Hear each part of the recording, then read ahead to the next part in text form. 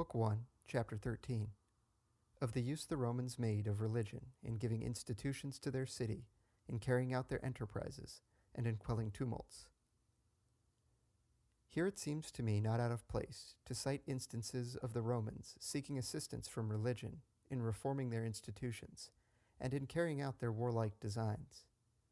And although many such are related by Titus Livius, I content myself with mentioning the following only.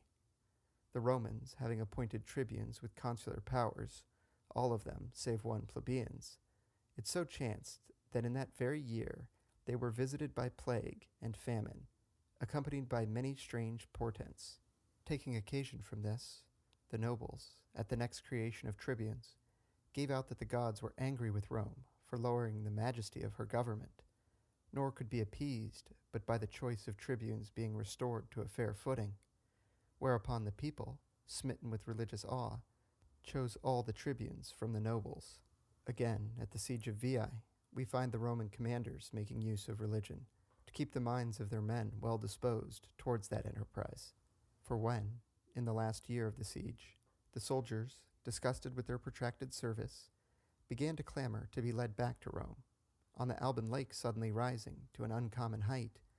it was found that the oracles at Delphi and elsewhere had foretold that Veii should fall in that year in which the Alban Lake overflowed. The hope of near victory thus excited in the minds of the soldiers led them to put up with the weariness of the war, and to continue in arms until, on Camillus being named dictator, Veii was taken after a 10 years' siege. In these cases, therefore, we see religion, wisely used, assist in the reduction of this city,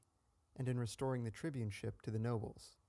neither of which ends could well have been effected without it. One other example bearing on the same subject I must not omit.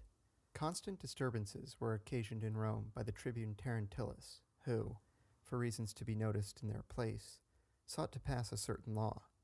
The nobles, in their efforts to baffle him, had recourse to religion, which they sought to turn to account in two ways. For first, they caused the Sibylline books to be searched, and a feigned answer returned, that in that year the city ran great risk of losing its freedom through civil discord, which fraud, although exposed by the tribunes, nevertheless aroused such alarm in the minds of the commons that they slackened in their support of their leaders. Their other contrivance was as follows. A certain Appius Herdonius, at the head of a band of slaves and outlaws, to the number of 4,000, having seized the capital by night, an alarm was spread that were the Equians and Volscians, those perpetual enemies of the Roman name, then to attack the city, they might succeed in taking it. And when, in spite of this, the tribunes stubbornly persisted in their efforts to pass the law, declaring the act of Herdonius to be a device of the nobles and no real danger,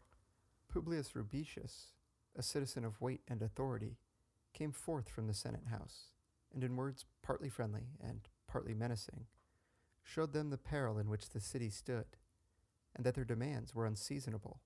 and spoke to such effect that the commons bound themselves by oath to stand by the consul, in fulfillment of which engagement they aided the consul, Publius Valerius, to carry the capital by assault. But Valerius, being slain in the attack, Titus Quintius was at once appointed in his place, who, to leave the people no breathing time, nor suffer their thoughts to revert to the Terentilian law, ordered them to quit Rome and march against the Volscians, declaring them bound to follow him by virtue of the oath they had sworn not to desert the consul. And though the tribunes withstood him, contending that the oath had been sworn to the dead consul and not to Quintius, yet the people, under the influence of religious awe, chose rather to obey the consuls than believe the tribunes. And Titus Livius commends their behavior when he says,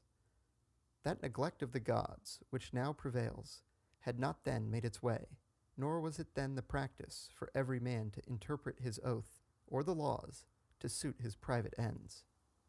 The tribunes, accordingly, fearing to lose their entire ascendancy, consented to obey the consul, and to refrain for a year from moving in the matter of the Terentilian law, while the consuls, on their part, undertook that for a year the commons should not be called forth to war.